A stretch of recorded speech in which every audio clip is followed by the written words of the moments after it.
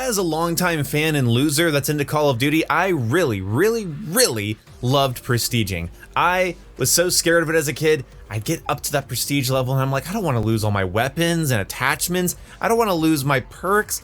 Oh my gosh, all for just a creative class slot. I don't know if it's worth it. Oh, do I do it? And my friends and I, we'd stay up till 2 a.m. Oh, I dare you to prestige. I dare you to prestige. Oh, I don't want to prestige. Now I'd hit the button on prestiging so hard my neighbors would feel it. Like, do you have any idea what it means to me to prestige? Do you have any idea? The sacrifice for progression, the sacrifice for bragging rights, to show your commitment to your favorite electronic toy. Do you have any idea? I'll tell you. Like, look, it's not that big a deal. I like prestiging because it's basically progression that is on disc. Meaning it's not added throughout a season, it's not added post-launch. You have 10, 15 prestiges and you go through them because the game's like, hey, challenge yourself by removing your unlocks and re-unlocking things again. It makes things feel fresh because you have to start from scratch. And when you start from scratch, you start to appreciate the simple things like unlocking lightweight or unlocking a concussion grenade. Especially if the game shows a big picture of whatever you just unlocked on top of the screen. The dopaminergic rush of being Prestige 5 and unlocking extreme conditioning for the 5th time. Oh my god, orgasmic. Yeah, no, a lot of you are not going to get what I'm talking about because a lot of you guys came into Call of Duty during the era of battle passes and 1,000 levels. I don't know. Look, prestiging isn't that cool anymore. Back in the day, it was just a way to show your commitment and you got extra creative class slots for it. Big flippin' whoop. But why in the burger flipping fuck are we dealing with prestige controversy in 2024?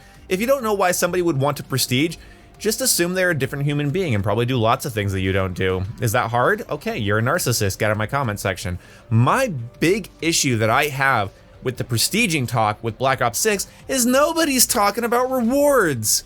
Black Ops 6 needs rewards. And you know what? I'm 26 years old. I want nostalgia rewards. I want things that I can only get through prestiging that is indicative of my interest in past games.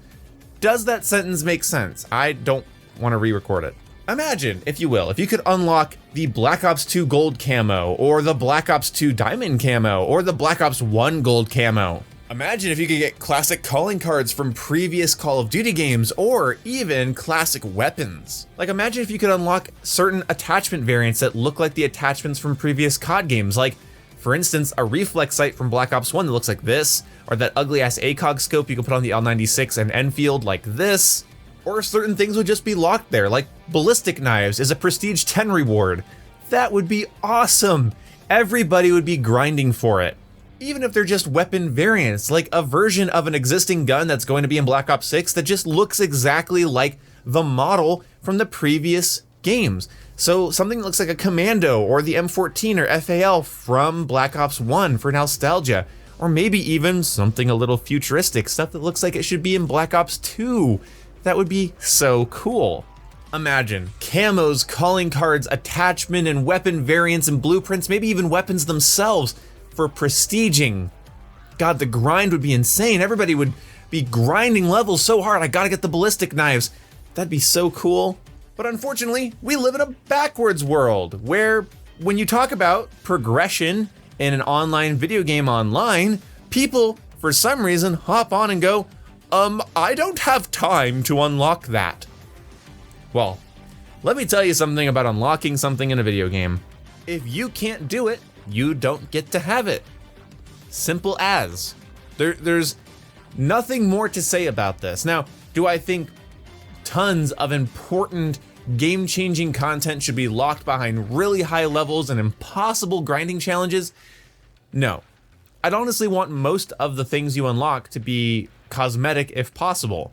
Maybe just the first prestige gives you like a weapon that you can only get through first prestige, encouraging people to take that leap into later prestiges.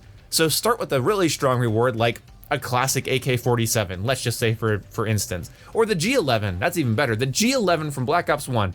I'm coming up with ideas on the spot. The G11 is unlocked after Prestige 1. That's pretty cool, you get a gun for resetting your stats, But if after that it was like, hey, you get this camo from a previous game, you get this calling card, you get a weapon charm that nobody else will have. I want mostly cosmetic things, but then as it goes on, as I go more towards 10th prestige, so 5 through 10, I want variants of weapons that no one else has. I want stuff that looks nostalgic and sounds nostalgic. We had weapon audio packs in Modern Warfare 2 and 3 here, where you can have the audio from Modern Warfare 2 playing. Like if you use just the, I think it's called Old Friend, Desert Eagle variant, you get the classic level up sound and kill streak sounds and Simtex beeping sounds that you had back in the original MW2. Something like that would be awesome. Unlocking classic Black Ops 1 menu music for Prestige 10 would be really exciting. Just as a nod, because prestiging is unnecessary. You don't technically have to do it. It's something for the hardcore fans, the people that care what their level is next to their name because they're losers like me. Toss me a damn bone. Assume that if I get to Prestige 10, it's because I care about the franchise, at least I care about the game. Give me a variant, a camo with something. I know one of you is going to hop on one of the specific things I've listed as a potentially bad idea, but I don't actually care about the specifics of what is added, just that something is. There needs to be true incentive to level up, otherwise prestiging will just fall apart as a thing that nobody actually cares about.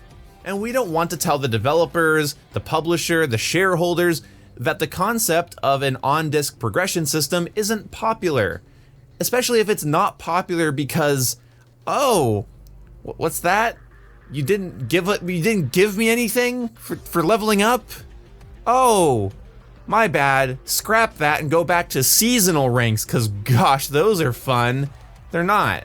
Progression being tied to the moon and tides doesn't make any fucking sense. I don't know why we have seasonal ranking, but an actual progression system on disc that's rewarding and exciting would make my day so much better. It would make my whole play session so much better. Every play session so much better. It would make my experience with the game better. I would be more excited for the game better. Anyway, a lot of you aren't gonna get this video. A lot of you don't care about progression or have the idea that because you work a 40-hour-a-week job or you have kids or something, that they shouldn't add things for people to unlock in the video game because you can't unlock them.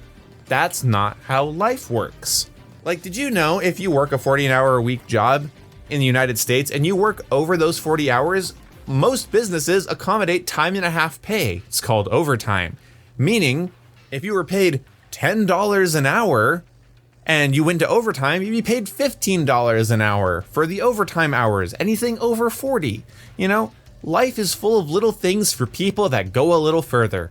And you know what? Video games should be no different, as long as it's within reason. No, I don't want entire arsenals of real stat change weapons locked behind 20, 30, 40 hours of progression. But also I wouldn't mind because I'm a loser who makes videos about Call of Duty and live streams and makes money doing it. So my opinion is so disconnected from the average person, it's crazy. Just kidding. I also work a 40-hour-a-week job at Walmart, so y'all can suck it. Goodbye.